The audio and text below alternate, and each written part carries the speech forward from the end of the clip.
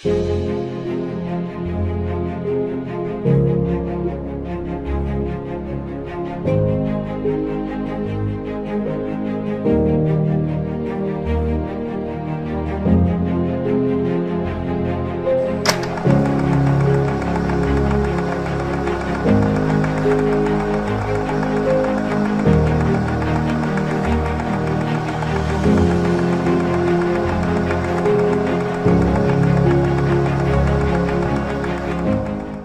sou nascido em Ourinhos, né? Nasci em 19 de abril de 58.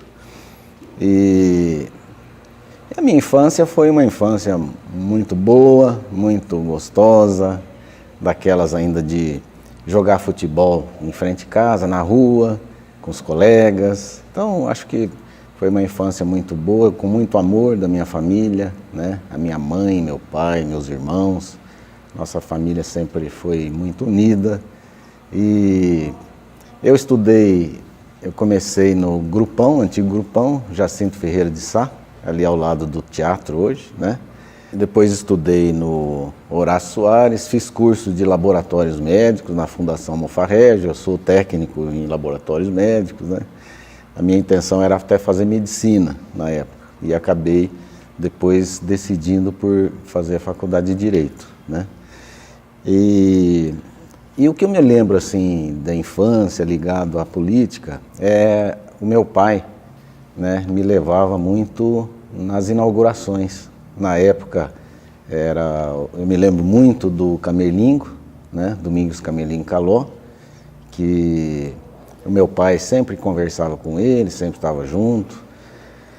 E o meu pai ele fez em Ourinhos a Companhia Telefônica de Ourinhos, que na época foi uma grande evolução tecnológica na área de comunicações, porque Ourinhos foi uma das únicas cidades do interior que tinha telefone automático, que substituía os antigos telefones à manivela da Companhia Brasileira, a CTB, Companhia Telefônica Brasileira. E aí Ourinhos passou a ter telefones automáticos e vinham muitas autoridades aqui conhecer as instalações da Companhia Telefônica de Ourinhos. E com isso, o meu pai sempre teve assim, uma participação, embora não na política, ele foi político em Ibirarema, né, onde ele nasceu e tudo, ele chegou a ser vereador lá, mas aqui em Ourinhos ele não tinha essa participação na política. Quando vieram a reforma, com a abertura, o pluripartidarismo, né, que substituiu o antigo MDB e Arena por outros partidos, o meu pai, nós já éramos mais velhos, vamos dizer, nós já éramos jovens, maiores de idade, né? E o meu pai incentivou a gente, falou, olha, nós precisamos participar dessa redemocratização do país, e precisamos nos filiar a um partido. Vamos escolher um partido e vamos entrar na política. Nós não podemos ficar simplesmente participando de eleições, apoiando, mas temos que participar efetivamente. Aí houve assim, como sempre, né, toda família que não está muito envolvida em política, sempre existe uma reação, uma surpresa, né? E depois de algum tempo nós participamos disso. Eu, meus irmãos, meu pai, nós acabamos nos filiando ao antigo PP, Partido Popular, que os próceres desse partido eram Tancredo Neves, era Roberto Guzmão, que posteriormente houve a fusão com o PMDB. Aí ficamos todos no PMDB, né? Juntou-se aqui o diretório do PP com o PMDB, e nós, então, participamos da mesma legenda. Quando chegou em 82, foi a primeira eleição para vereador. E aí eu não pretendia participar e meu pai falava assim, olha, alguém tem que participar. Se vocês não forem, eu vou ser candidato. Mas vamos participar sim. Meu pai tinha uma visão assim, bastante cívica, né, bastante participativa mesmo da sociedade, né?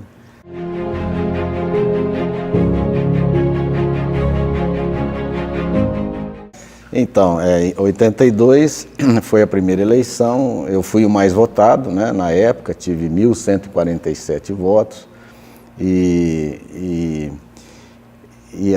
o mandato era de 6 anos, né? Foi o último mandato de 6 anos. E naquela época ainda existia, vamos dizer, era o PDS na época e PMDB. Eram os dois partidos que fizeram vereadores na época. A Câmara era na Rua São Paulo ainda, né? Embaixo tinha o Belarmino, cabeleireiro, do lado tinha uma eletrônica, né? E em cima era a Câmara Municipal. Tinha que subir uma escada, quer dizer, hoje nós não podemos nem imaginar hoje, né, se pensarmos em termos de acessibilidade, era assoalho, né, de madeira. Realmente era uma situação, era uma Câmara, as instalações bastante precárias, né. Exerci de 83 a 88 e eu fui desse mandato, os mandatos de 2 anos, claro. Então foi o Perino, o primeiro presidente, o Euler, o segundo presidente, e eu fui o terceiro presidente desse mandato, né?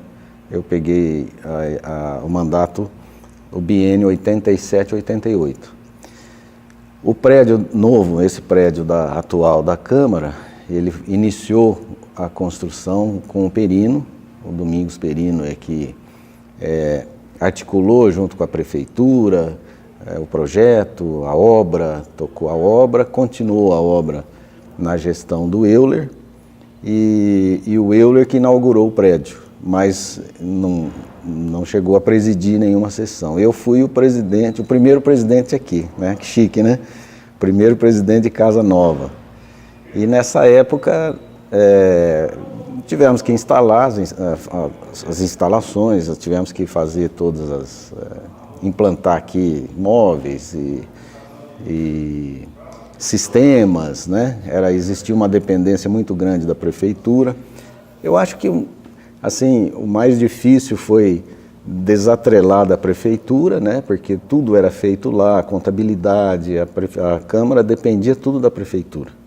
Inclusive, quando vereadores tinham que fazer alguma viagem, alguma coisa, tinha que ir lá pedir recursos na prefeitura, não existia essa independência. Então eu abri um concurso, aqui colocamos um contador aqui, consegui uma máquina, na época máquina RUF, né, de contabilidade. Então aí nós passamos a ter contabilidade aqui própria, passamos a gerir os próprios recursos da Câmara, fazer com independência. E aí tinha muito controle, os tempos eram diferentes, né? Para você ter uma ideia, existia um controle de fotocópias, de xerox. Cada vereador tinha uma cota lá, eu não me lembro bem, acho que era 100 cópias e tal. E era uma cota que era controlada com livro, né? E os tempos eram outros, a tecnologia era diferente, era mais difícil. E aí nós implantamos aqui, fizemos essa independência dos poderes, assim. Tem que existir uma harmonia entre os poderes, mas o legislativo tem que ter sua vida própria, seus controles e tudo, né? E a outra coisa que a gente fez nesse prédio, aproveitamos que o prédio tinha o saguão e tinha tudo, e tinha o Esperidião, na época prefeito, tinha uma secretária, a secretária de Cultura, né, que era a Miriam Escuculha, e ela era muito ativa, e eu sempre procurei apoiar as atividades, as iniciativas dela, do setor de cultura. E aí nós acabamos criando aqui na Câmara uma galeria, né, de artes. E aqui nós passamos a ter um espaço onde a gente fazia exposição, inclusive com vernissagem, dos artistas locais, né? E colocamos aqui uma área de exposição no saguão, com luzes, né, com locais para colocar as obras e tudo. E nós fazíamos frequentemente, o espaço aqui da Câmara já tinha uma utilização também para a área da cultura. Eu acho que isso foi assim o que marcou, e as atividades legislativas sempre foram bastante ativas, porque nesse período em que ainda existia uma abertura, nós estamos falando um período recente de início de abertura do então regime, né?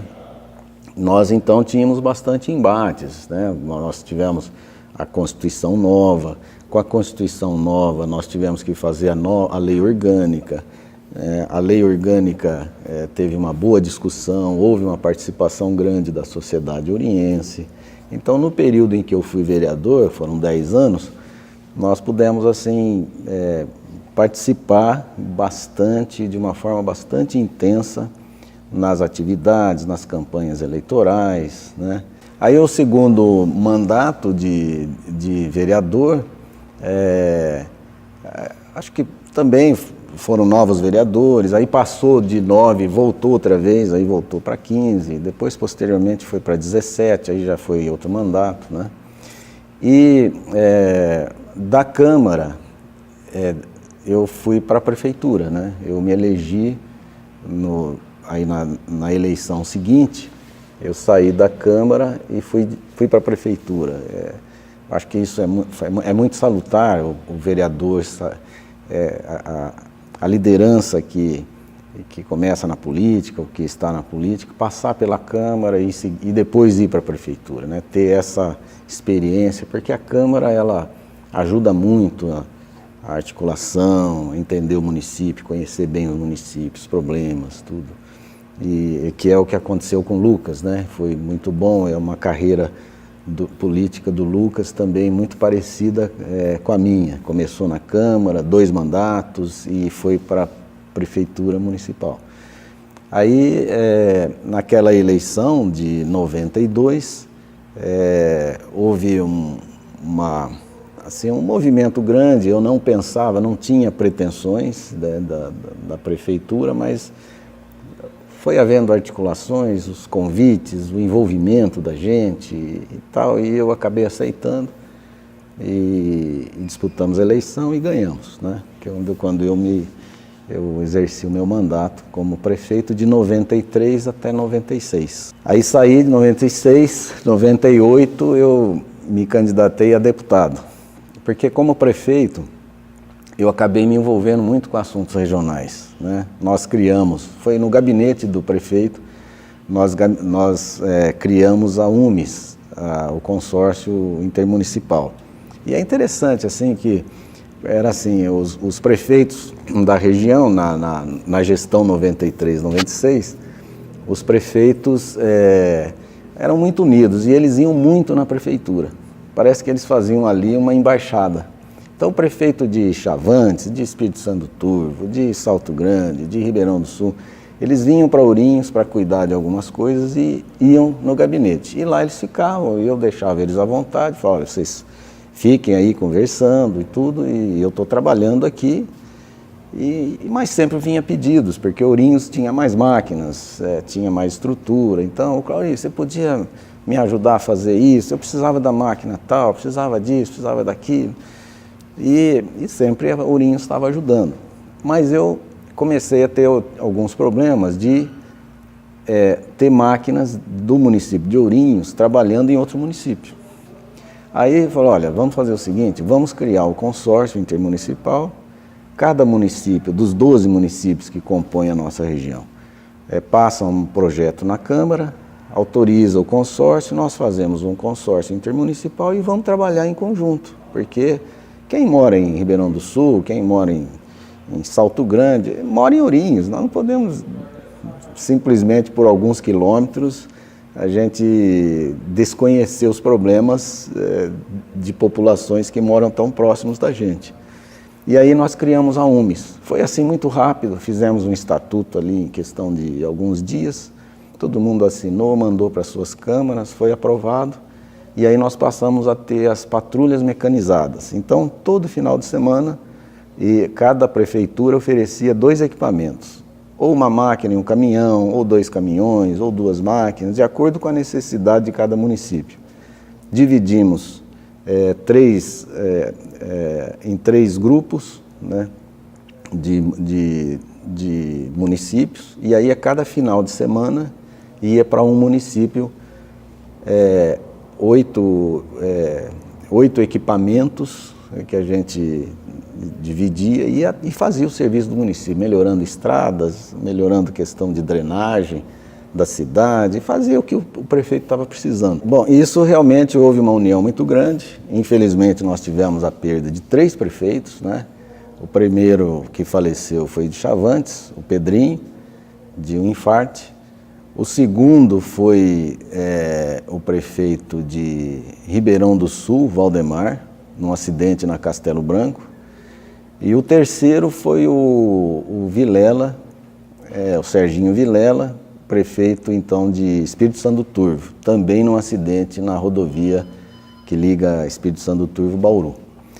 E aí nesse período eu também acabei participando muito do Comitê de Bacia Hidrográfica.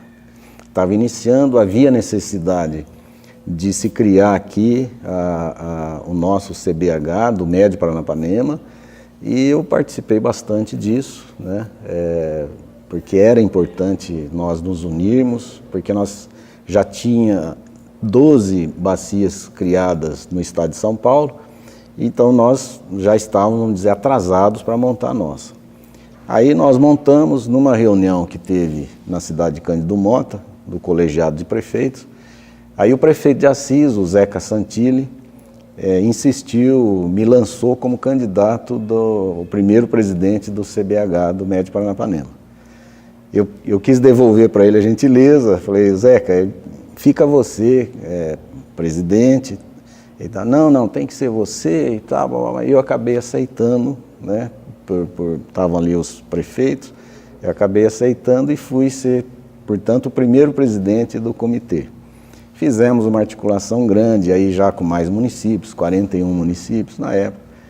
E aí nós estruturamos, documentamos, conseguimos uma verba já então para o FEHIDRO, para nós investirmos de forma regional com análise do solo da nossa região toda, para dar condições para os produtores rurais, dos proprietários rurais terem condição de saber qual é a vocação da sua terra. Então nós fizemos uma parceria com o Instituto Agronômico de Campinas, com recurso do FEHIDRO, e fizemos então esse inventário em toda a região do Médio Paranapanema.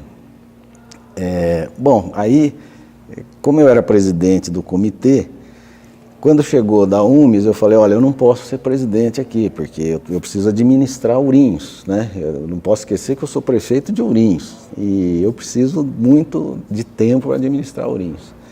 E aí eu falei, olha, eu não vou assumir a presidência da UMES. Aí não, então vamos fazer uma eleição e tal, e aí, não, mas quem que você indica então? Tem que ser alguém que você indica. Eu falei, olha, eu vou indicar o Serginho Vilela, porque ele é do PSDB, ele é o único prefeito do partido do governador, portanto ele vai ter mais interlocução com o governador, é importante para nós. O Serginho, para aceitar, uma vez que Espírito Santo do Turvo era um município recentemente emancipado, né, assim como Canitar, o Serginho falou, não, eu aceito, mas o Clauri tem que ser o vice. E eu falei, olha, na época eu falei, vice não faz nada mesmo, então tudo bem, você aceitando, tá bom, eu sou o vice seu. E ele ficou presidente da UMES. Mas, como eu estava dizendo, ele faleceu e eu acabei assumindo também a presidência da UMES. Então, no meu último ano de mandato, eu acabei sendo presidente do Comitê de Bacia, presidente da UMES e prefeito de Ourinhos, né? Que era bastante atividade para a gente ali na época. E com isso, a gente acabou tendo muito contato, né? Porque as reuniões eram em outros municípios também, e acabei tendo assim, um conhecimento regional grande. Aí quando chegou em 98, me candidatei a deputado. Eu já havia sido candidato a deputado em 90, já. Ourinhos tinha uma bandeira, como tem até hoje, uma bandeira muito forte de ter o seu deputado, mas era mais forte isso, né? Existia mais esse bairrismo, sim, esse salutar, né? Mas existia muito forte isso. E em 90 eu saí candidato, né? Em 98 a campanha foi mais fácil, eu tinha um conhecimento grande na região e foquei bastante na região, embora tenha tido bastante votos em São Paulo também, que eu fiz uma base lá, boa, e acabei me elegendo, e aí o primeiro deputado estadual de Ourinhos, 98. Aí, que mais? Em 2002 eu fui bem votado, fui mais votado, tive mais votos do que em 98, mas a legenda que eu fiquei, infelizmente, precisava de muitos votos para se eleger. E depois você foi secretário de esportes qual ano? Aí eu fui para Sutaco, fui superintendente da Sutaco, no governo do Alckmin. Foi um ano e meio que eu fui superintendente lá. E de lá eu fui para secretário de esporte. Eu saí da Sutaco e já fui para a Secretaria de Esporte e Turismo. Duas coisas que eu me lembro bem, né? Na Sutaco, eu me identifiquei muito, aprendi muito com a Sutaco, que é um trabalho importante que é feito na área de artesanato, como melhoria de renda familiar, como terapia.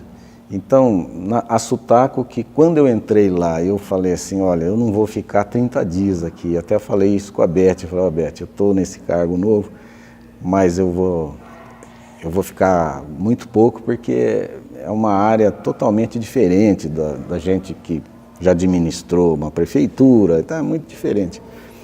Mas, no entanto, eu fui gostando daquilo, os contatos com os artesãos, o que eles faziam, começou a abrir assim a perspectiva, e aí nós fizemos vários projetos, aí começamos a implantar vários projetos de transformar os artesãos em empreendedores, né? Aí nós chegamos a mandar artesãos a fazer exposição, né, na Europa, nas Ilhas Canárias, e eles foram muito bem sucedidos até hoje, né? A gente tem ainda contato com vários.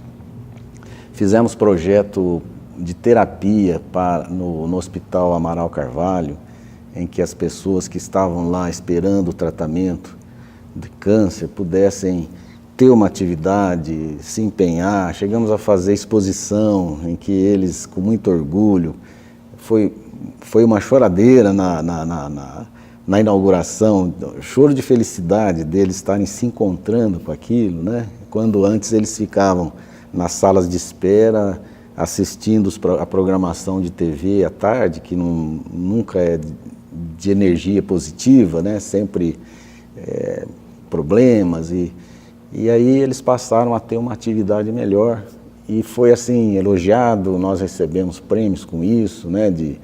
Da gente ter esse foco do artesanato, não só como auxílio à renda familiar, que é importante, mas também como uma forma de reconstruir a energia interior da pessoa, né? Principalmente quem precisa de bastante energia. Aí depois, acho que esse trabalho foi assim avaliado, né, pelo governo que estava entrando. Aí o Serra me chamou. Eu fiquei sabendo através de jornal que eu seria, que o meu nome estava sendo muito cogitado, que o Serra, não sei o quê, e realmente um dia eu recebo uma ligação da secretária do Serra dizendo que ele queria conversar comigo e tal, e marcamos. Falei, vou, com muito prazer. Fui na casa dele e recebi o convite dele, né? Aí conversamos bastante, tudo. Logicamente aceitei esse novo desafio e logo em seguida, assim, na segunda reunião com ele já quis passar o turismo para lá.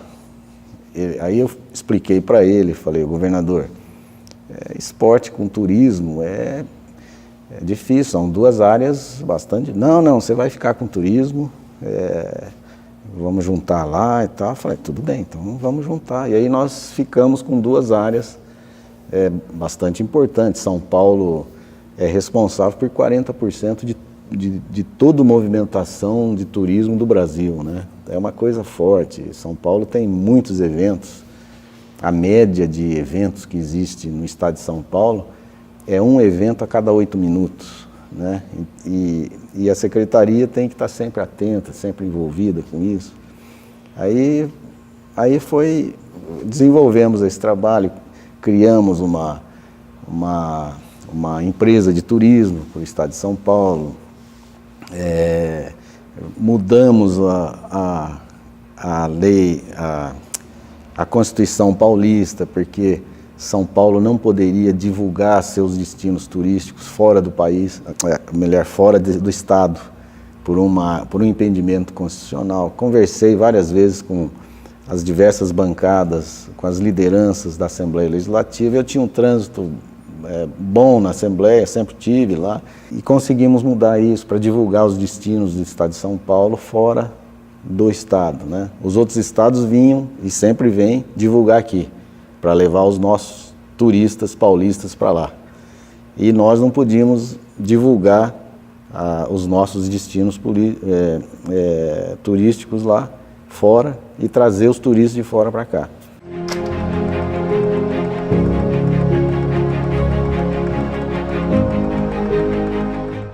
Mudou muito. Mudou para melhor, né? Muito melhor.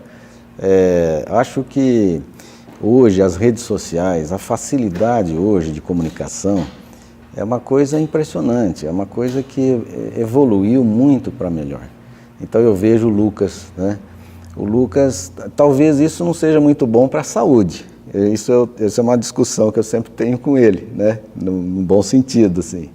Porque a pessoa fica ligada 24 horas, né? O Lucas, ele está trabalhando de madrugada, ele está em contato, ele mandando para o grupo de secretários, de servidores que ajudam a fazer a administração, recebem mensagens do Lucas de madrugada, a qualquer momento. Isso é muito bom porque agiliza.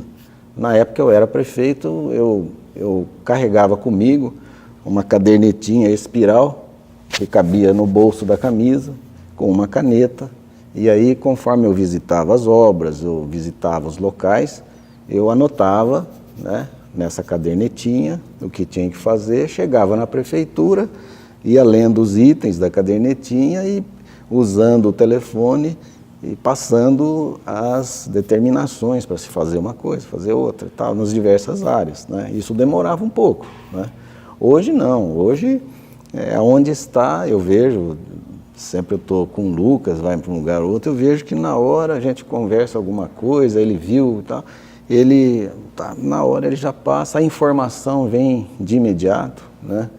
Então hoje facilitou muito isso, além disso uma transparência, né? Um contato mais direto, né? Olha, a comunicação do administrador tem que ser assim com a população, muito direta, né? Como o Lucas faz, olha, eu estou com esse problema, aconteceu esse problema e nós vamos enfrentar esse problema e vamos solucionar, né? Mas nunca, talvez antigamente, até chegar a ideia de que existe uma solução, que tal, os jornais geralmente até imprimir, até fazer, quer dizer, existe hoje uma lentidão de chegar à informação, né? Então eu tenho certeza que facilitou muito. Esses aplicativos de hoje são muito importantes para o administrador e para a população, né? A integração da máquina com o que a população espera, sem dúvida, é muito importante.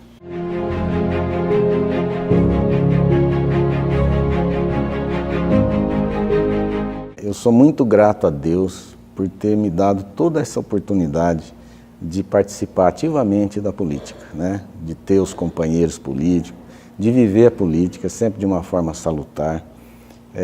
A política ela convive com a divergência de ideias, divergências ideológicas, mas são divergências que faz parte do dia a dia do cidadão, né? Quem não está disposto a divergir e, muitas vezes, consentir ou não, mas isso faz parte do processo, não está preparado para a política. Então, isso ajuda muito a gente evoluir, ajuda muito a entender a vida, né? E ajuda muito a ajudar aqueles que mais precisam, a criar um equilíbrio, né? Então eu sou muito grato a Deus e sou muito grato ao povo de Ourinhos, porque ganhar eleição, ou melhor, ser eleito, é uma consequência, depende da legenda, depende da quantidade de votos, da legenda, quociente eleitoral, isso depende, são outros fatores matemáticos da política, mas o apoio da população, isso eu sempre tive, todas as eleições, né? Tanto para mim, quanto para o Claudemir, quanto para o Lucas, né? Então eu sou muito grato à população por todo o apoio que eu recebi e tenho a consciência também bastante tranquila de tudo que foi possível fazer, eu fiz, né?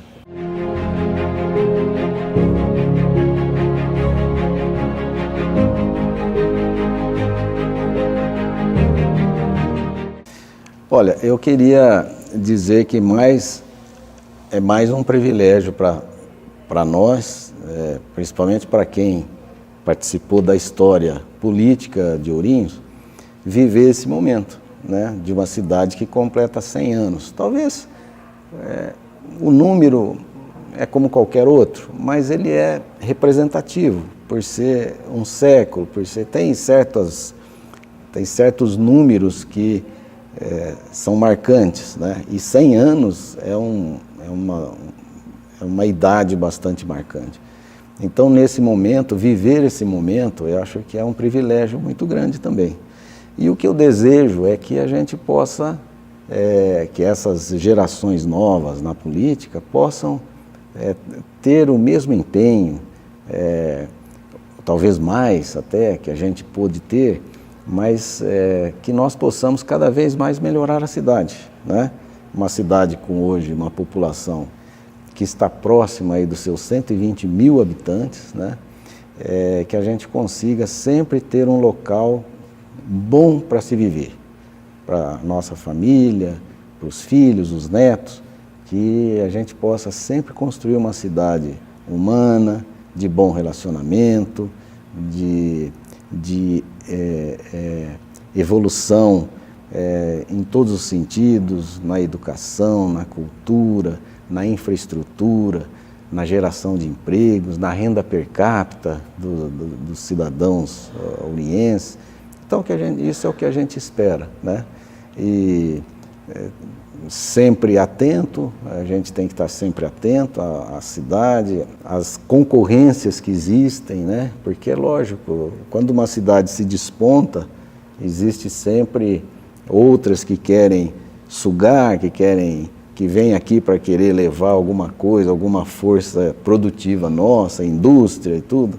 Então a gente tem que estar sempre atento a isso, oferecer oportunidades para todos, né? E é isso que eu desejo.